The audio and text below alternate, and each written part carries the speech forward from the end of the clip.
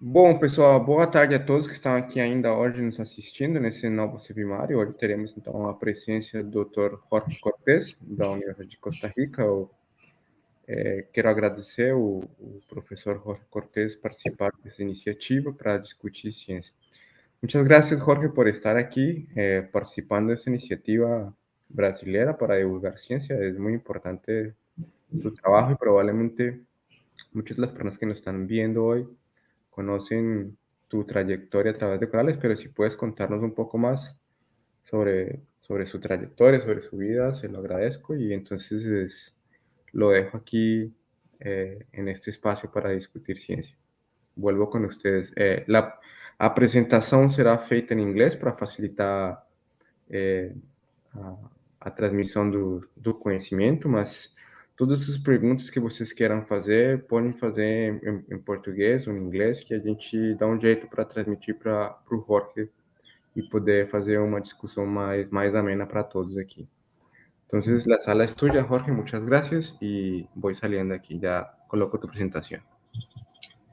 Bueno, un saludo, muchas gracias por la invitación y voy a pasar a inglés porque mi portuñol es muy malo.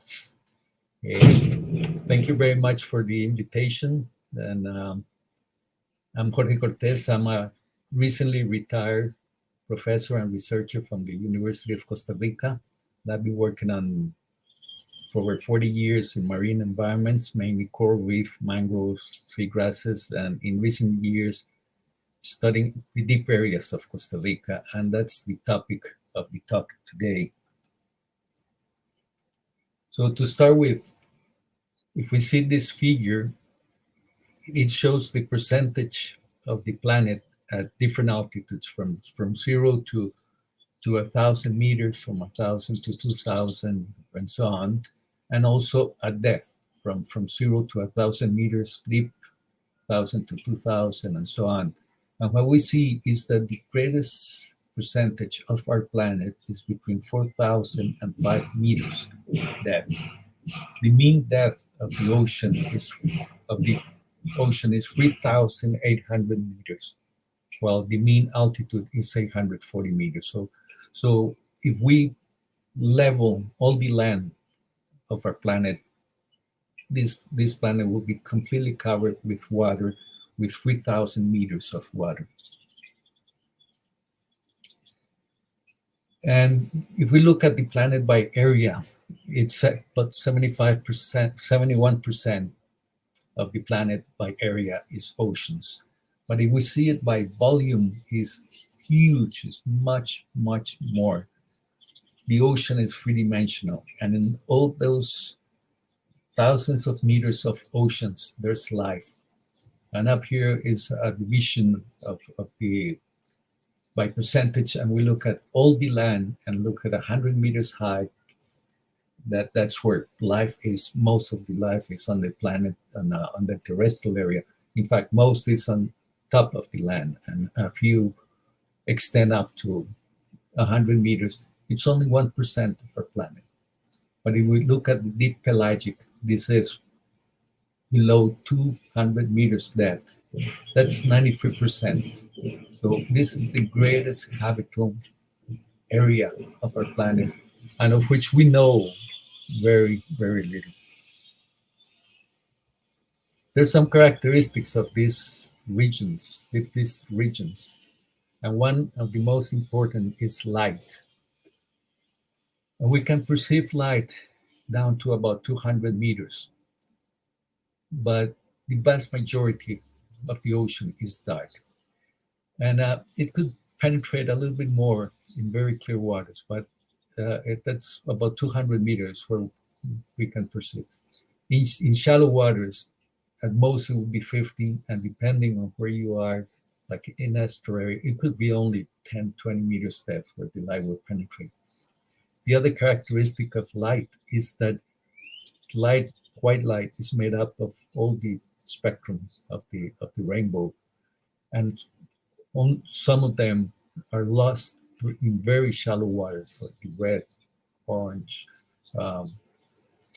yellow, purple, and what penetrates into the deeper waters is the green and the blue. That's why when you scuba dive, everything looks blue. And that penetration of the light creates different areas of the ocean. So we have from 0 to 200 meters, the sunlight area, the euphoric zone, between 200 and 1,000, the twilight zone, or dysphoric zone. And other people use other divisions here in between, like the rarefaction zone. And then below 1,000 meters is the aphodic zone. This is complete darkness. The only light there will be from bioluminescence. Another of the important characteristics is pressure. On land, and we measure pressure with atmosphere of kilograms per centimeters or bars or pounds per square inch. And unit we use is 1 atmosphere, which is, these are the equivalents for 1 atmosphere. But since the water is denser, we achieve the equivalent of several kilometers of atmosphere in just 10 meters. So every 10 meters, the pressure increases by 1 atmosphere, or 1 bar, or 15 pounds per square inch. And in this figure, what we see is how the pressure increases with depth. It is down to 5,000 meters. And as we'll see, the ocean is much deeper than that. And this pressure will have an impact on the organisms and also on the possibilities of exploration. The possibility of going down there with equipment is hard. We have to go down with equipment that can resist that extremely high pressures. Another of the environmental characteristics is the temperature. And what we see in this figure is the upper surface temperature, the mixed layer, with 22, 23 degrees Celsius. And the thermocline is a rapid decline of temperature with depth. And then we have low temperatures. Most of the ocean is about 2 degrees Celsius. And it could be lower or a bit higher, but it's around that. So the deep ocean, the greatest part of our planet, is completely dark and cold.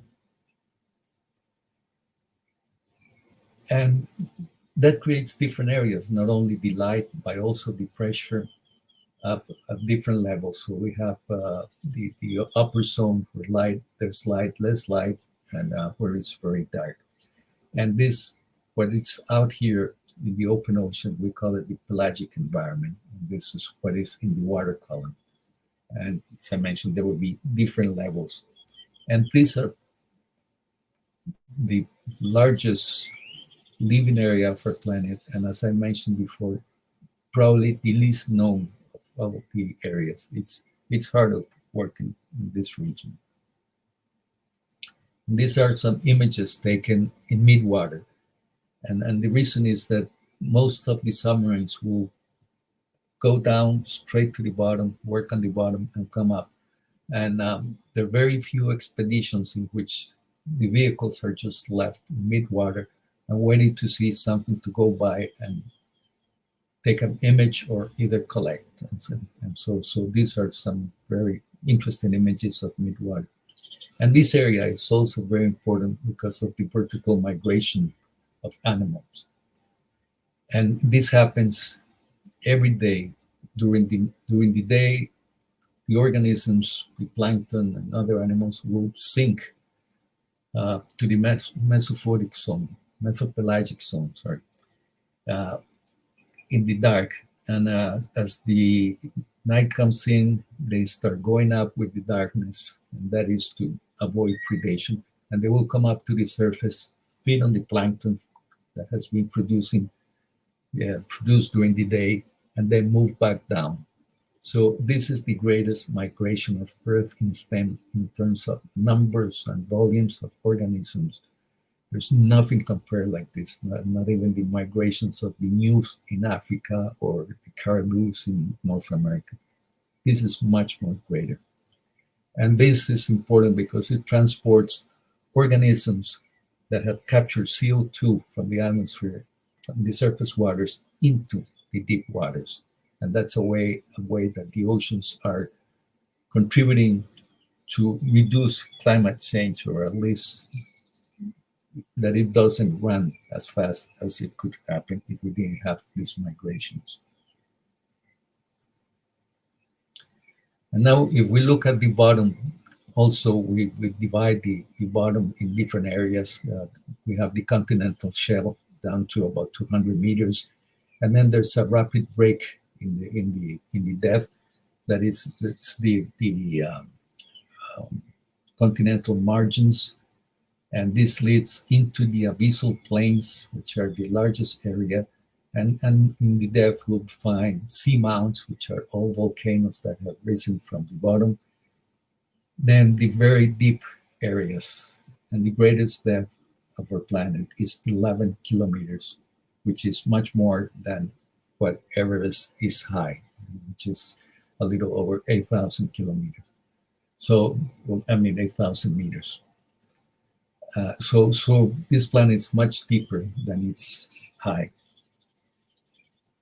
And in this figure, it shows the percentage of this bottom of the ocean, and most is abyssal plains with these hills that we could have underwater mountain ranges and or seamounts. These are the ridges and rises. This is where the plates are dividing, like the mid-ocean ridge.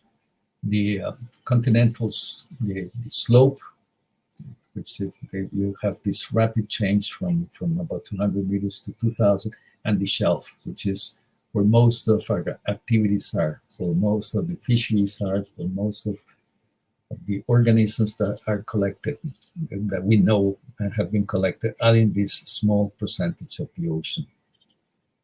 Very few samples have been collected at this great depth, and even less in the trenches, which is a small area of extremely deep waters. And now to talk about what we know about Costa Rica. Costa Rica is a small country in Central America. It's 51,100 square kilometers, which is just a fraction of some states in Brazil. But because of the law of the oceans, the countries have 200 nautical miles, which is about 300 kilometers offshore, as their exclusive economic zone. And for Costa Rica, that means that we have this huge area, because we all have an oceanic island down here, which also creates this huge marine area. So the most of the country is marine. 92% of Costa Rica is marine. And this, most of the people in Costa Rica live in the Central Valley. So it's, when I show these numbers, people are impacted of how much sea we have. And I give a talk called Costa Rica, a marine country, and people don't think about that in this country. And it's probably the case in most countries. But it's not only, this marine area is not only huge, but a work I'm doing with a colleague, we look at the percentages at different depth. And 63% of this large area is below 2,000 meters. Over 1/3 is below 3,000 meters. And the deepest point of Costa Rica is 4,900 meters. And in fact, we compare with the highest peak in Costa Rica, which is 3,820 meters. So we're talking that this country is much deeper than it is high. And this number have also created a big impact on people here in the country, and it's been used to create larger deep marine areas in Costa Rica. And I'll show some examples of areas that I've been involved with. One is Isla del Coco National Park. This is a small island, 500 kilometers offshore. This is an oceanic island. That is an island that has risen through volcanic activity from the depth in the bottom of the ocean and raised several kilometers until it reached the surface of the water. When these volcanoes don't reach the surface, we call them seamounts. And I'll show some seamounts later on. In here, we have been able to use this little submarine that's called Deep Sea since 2007. And it belongs to a tour company, and they take passengers. And so there's a pilot here and 2 passengers, and they pay to go down there, to go down 100 meters or 300 meters, and they pay a good amount of money that helps keep the operation of this submarine, and we'll be able to use it to have all their videos, and it has an arm, and we've been able to collect samples. So we published several papers. This is one with a group of students on the gelatinous zooplankton, and it's just an image from the publication of the hydromedusae. And this is what we found, and we mentioned in this paper, and there's still some more that we're working on. Or this other paper that we did on the fish between 50 and 450 meters. We found 85 species, and part of the co-authors are two ecologists that are probably the people that know the best about deep water species from the tropical Eastern Pacific, and still there are photos of fish that we only can identify to family level. So that shows how little we know of this depth. And the problem is collecting some of these organisms. We've been trying different methods, and it's very hard to collect fish. It's easy if it sets out, you just pick it up with your arm, but fish will move around. And this is, I use this example to show how little we know. We had this image, and one of my colleagues, Alice Cabridi,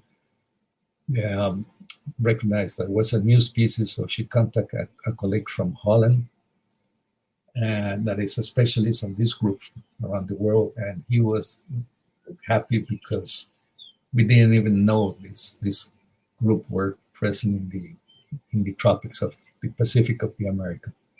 And finally, we were able to collect samples at 300 meters, and they started working. It was obviously a new species. It turned out to be a new genus, and doing some more work, they figured it was a new family, which is called Aquaumbridae. And this was published in 2012. And since then, its family has been identified in the Gulf of Mexico and in the Sea of Cortés in Mexico. But we should go deeper. And in 2017 and 2018, I was invited to participate in 2 expeditions of the Atlantis. This is a research vessel from the Woods Hole Oceanographic Institution, and this vessel carries the submarine Alvin. This is probably the most important research submarine in the world, and it's been everywhere, and we were able to use it here in Costa Rica, and we went down from 400 to 3,000 meters depth, studying different environments on the Pacific coast of Costa Rica. And in these expeditions, the main emphasis was in methane seeps. These are areas in which methane is coming out from the sediments, and bacteria and archaea are processing that methane and converting it into food. And in some cases, like these worms or these bivalves, the bacteria is symbiotic. It's inside the bodies of the bacteria, taking the methane and convert it into food that is used by these animals. And but also bacteria will grow on rocks, and we will find crabs that will eat that bacteria, and other animals, many different animals. And this is a jetty crab. It's called like that because it looks like it's hairy. And this species described here from Costa Rica, and that's the genus Kiwa.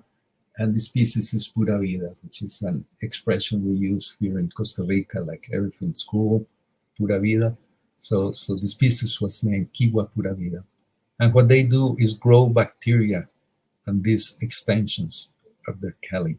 And they will move, they will dance to have the water go back and forth to grow their bacteria. and with modified mouthpieces, they will collect the bacteria, and that's what they eat. And also, we were able to see a little bit of the abyssal plains, and these are a huge extension of muddy areas with very strange creatures like this fish we found, or this medusae that instead of floating in the water, like most of them, crawls on the bottom and feeds on the organic matter that is found on the bottom.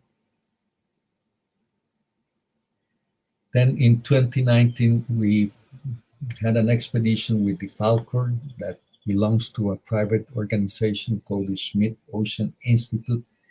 And with this vessel, we visited seamounts. This is the Costa Rica, that's the mainland, that's the continental platform, the continental slope with some scar, and this is where the methane is coming out that I showed you before. And this goes into the trench. This is the Coco plate that is moving in that direction, subducting under the Caribbean plate. And so that creates earthquakes and volcanic activity on the mainland. And all these are very old volcanoes. So these ones are 15 million years old. And to give an idea of the dimensions, the top of these volcanoes are 1,500 meters deep, 1,500 meters deep, and the base is at 3,000 meters depth. So these volcanoes are 1.5 kilometers high. That's higher than some of the volcanoes we have on the mainland. And eventually they will crash into this sediment front and create a scar like this one. And in this expedition with the Falco, we visited some of them using the ROV, remotely operated vehicle Sebastian, which is like a submarine without people, that is connected to the vessel with this cable. And this cable not only holds the submarine, but powers it and has a fiber optics for imaging. And it's controlled from this control room. So here what we have is the scientist here. This is Dr. Lisa Levin from Scripps Oceanographic Institution. She was the scientist during part of the day. In another part of the day, I was the person in charge. And in the last part of the day, there was another scientist in charge. This is the pilot, and he's resting now because we have arrived to the area. And there are all these maps, and there's a plan, a dive plan. So we get to an area, landed, and the scientists start calling out, okay, we're going to collect this specimen. So this person here controls all the arms, and as you can see, there are cameras all over the ROV, and with that collects and put samples in baskets or take sediment cores. And this young man here on the back, he's in charge of communication. So as soon as the ROV goes into the water, they start transmitting, and they transmit during the 12 hours that the immersion lasts. And he received questions from all over the world, and they will answer some. Others are, the scientists will answer with this microphone. They will tell stories about these organisms or answer questions that are received. And this is the person in charge of all the operations. He just stands around and looks at everyone. And that was a really, really interesting expedition. It was 3 weeks out at sea, and we collected a lot of images and samples from seamounts. And for me, it was impressive to see the richness of life in these seamounts. This is a view at 1,000, 2,000 meters depth, and it's just covered with life. You see octocorals, crabs, sponges, ascidians, anemones, black corals. It's really, really surprising. And many of these, we don't know the names of many of these. This is a crinoid up here. But we also had a chance going up and down to the seamounts or the abyssal plains of seeing things in the pelagic. So we had some images of medusae And this was something very, very impressive. At around 400, 500 meters, we found all these fish that swim vertically, and it was just hundreds and hundreds of them that surrounded the ROV and just moved up and down. At the end, I'll show a video, and you will be able to see them moving. In fact, this is the video.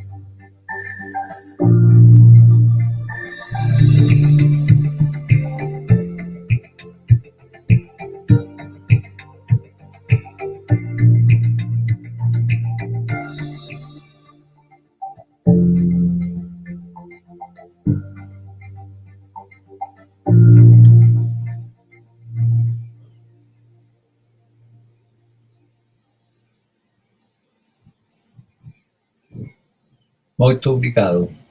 If you have questions, let's go ahead. Thanks, Jorge, for excellent presentation. Very nice. Now more about the deep areas in Costa Rica. Probably is very excited for you. See all the advance for the knowledge during different times and different decades, and now you can start exploring more the deep areas. It's probably very sensational. Oh yes, extremely exciting. Extremely. Yeah. Bom, pessoal, então vamos abrir um espaço aqui para as perguntas, para a gente discutir um pouquinho mais com o Jorge sobre as descobertas, sobre os resultados que ele mostrou aqui. E então, enquanto temos pouca audiência hoje, o pessoal está eludido, mas vamos fazer uma discussão legal com pessoas que estão aqui nos assistindo. Então, Jorge, one question I have very curiosity about during this different expedition, what is the taxa you found more endemic species, and how many species increase in the current list for the checklist local species you have in Costa Rica? That's something we're working on with the checklist and looking at previous expeditions that have been to these deep areas. Some of them with just dredging from very deep water. So we'll be looking, and we're working on that. And for every group, there's many tens of species that were not known for the country. And in terms of new species, right now, Greg Rose from Scripps Oceanographic Institution is working, describing many of the polychaetes, for example, the worms. And the list is 30, 40 new species. My colleague Aliska Lidi has described deep ocean black coral and octocoral, and she has half a dozen more species to describe from, and maybe more from this deeper. And that's with the groups we've been working, and we've been distributing samples to people from different parts of the world. For example, the samples are going to be sent from Scripps in the following days to Japan for a person there, a Canadian that works the zoantids. So every group that some specialist looks at finds new species, and that's been the rule too. So there are many new species. Nice. You have one question here for the Liana Mendes. I think she's staying in Costa Rica during the last years. And the question for Liana is, you have one description of the organisms for species or abundance, considering different deep extracting? Yeah, we have some data on, yeah. Hola, Liana. Yeah, she's been here in Costa Rica. We work together. Um, we have some data on species at different levels, and what's very interesting is that when we look at different places at a certain depth, we find many species in common. But when we move to another depth, in the same area, some that are above 1,000 meters are very different from the ones that are at 2,000 meters. So there's more connection at a given depth than at a given site, which is it's something very interesting, and that's been worked on, and there's some publications from other areas looking at that. And but yes, it's the fauna on the methane seeps. It's very different from the fauna on the seamounts. And coming back to the octocoral that my colleague described, the species of Swiftia, which is the genus in the methane seeps, it's different from the Swiftia that morphologically looks similar, but genetically they're very different. From the Swiftia that is on a seamount at a similar depth and just tens of kilometers away, but it's completely different. So as I mentioned, the more we look at this, the more species we find, and there's a lot to do. Nice. Jorge, I have a very big question. Is only more your opinion about this one point. But different colleges in Brazil show that, for example, the Mesophotic fish, fishing community is very different for the shallow. And usually the people thinking is, okay, the Mesophotic reefs probably is one refugia, but now because the fauna is very different. But this situation is similar when you observe another type of for the marine organisms, or you think this is for any organism is probably one refugia or not for the climatic scenarios. Yeah, what we've seen is that, for example, with the fish from Isla Coco, is that there's a very characteristic fish fauna for the Mesophotic zone. But there's some that you find in the shallow water and the Mesophotic zone, and some that you find in the Mesophotic zone and the deep waters, and very few that you find in the whole range. So yeah, they're very stratified. That's with the not with the sharks and rays. With the sharks and rays, the ones we see in the shallow waters are many of them are the same that we see in deep waters, except that the shark that you saw in the video, that's a prickly shark, which is huge. That shark is 4 to 5 meters long, and very different from the rest. You saw the dorsal fin is way on the back, moves very slowly. Never have seen that shark above 250 meters. It's only when we go below 200, 250 meters that we get to see the shark. This was one of those that it's only in the deep waters. But we see hammerhead sharks in the shallow waters, and we see them at 300 meters. And the mantas, the giant mantas, we see them on the surface, and we've seen them at 200 meters. So some of these move. But the bony fish are more restricted. There's very few you find them at all the ranges. Okay. And another question is, you in this different expedition, you found one endemic species in different seamounts, because sometimes the seamount is one stepping stone for different species arriving for more insular habitats. But in some case, this seamount has more endemic species or one specific endemiciation process in one seamount because it's very insulated or not. You found one very good connection between the mainland and the Cocos Island.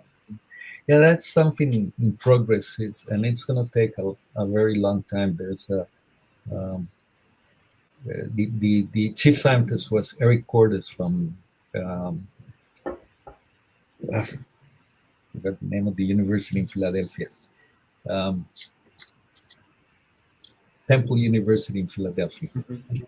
and one of his students looked at a little bit of that with the corals, but we need a lot more uh, study, more sampling. This we visited. It was one day for one seamount, another day for another seamount, and so we need to explore a lot more. And with just these small visits of several hours to the different seamounts, we can see differences between them. And but we also see species that look the same. But then seamounts, we also saw that are very different if you're on one side of the seamount or if you're on the other side. Because there will be underwater currents that will be transporting uh, nutrients into one side and food. So there's some areas that have more organisms than others.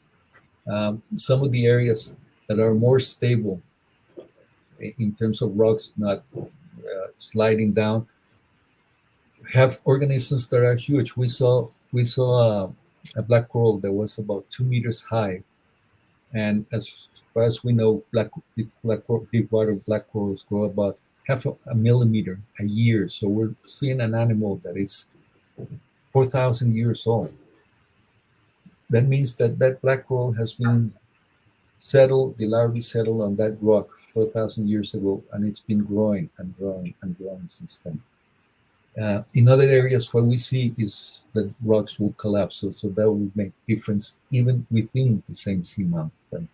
And to answer your question with detail, we need to look at a lot more. Okay, nice.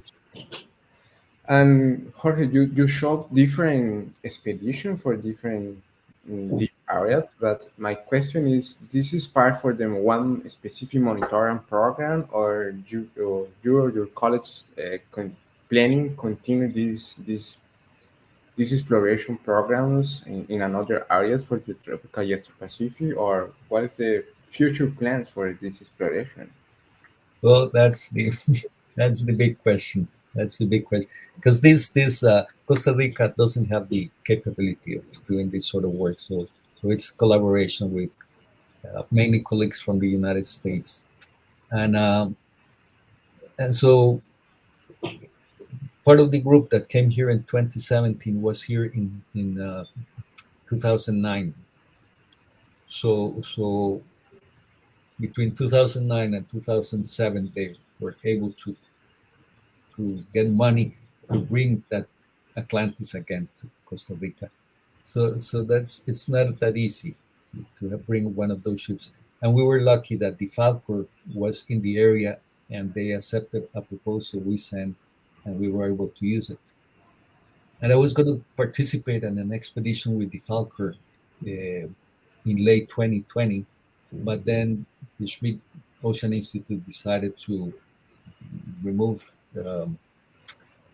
don't use the Falcor anymore, and they because they have a new ship now that is being refitted in Spain, and it won't be ready until hopefully late next year, and we'll be able to do another expedition with that vessel. And we've been writing proposals to different organizations, but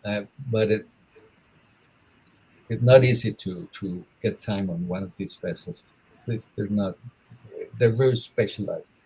And the other thing is that For example, the Atlantis is, I think, is right now with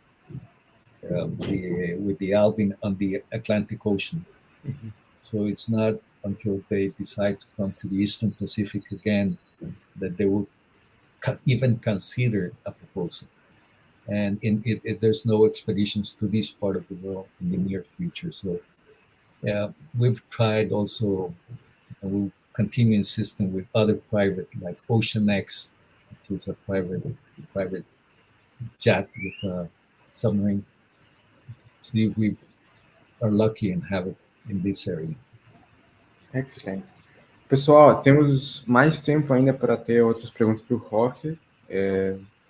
Ainda quem está aqui nos assistindo tem alguma pergunta adicional para o Jorge? Eu acho que parte das minhas curiosidades já foram respondidas por Jorge no dia de hoje.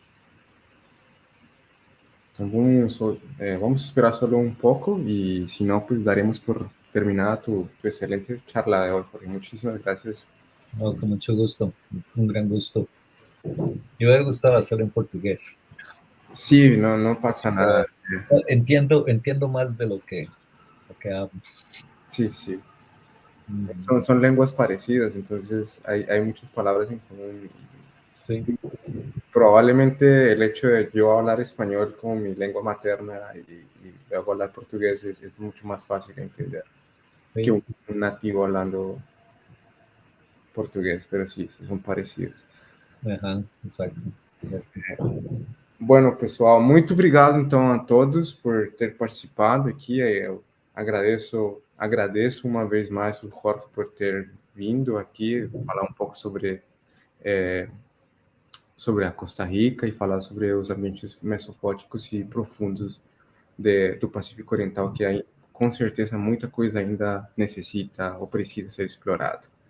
Então, thanks, Jorge, again for participating in this opportunity on this space for discuss science.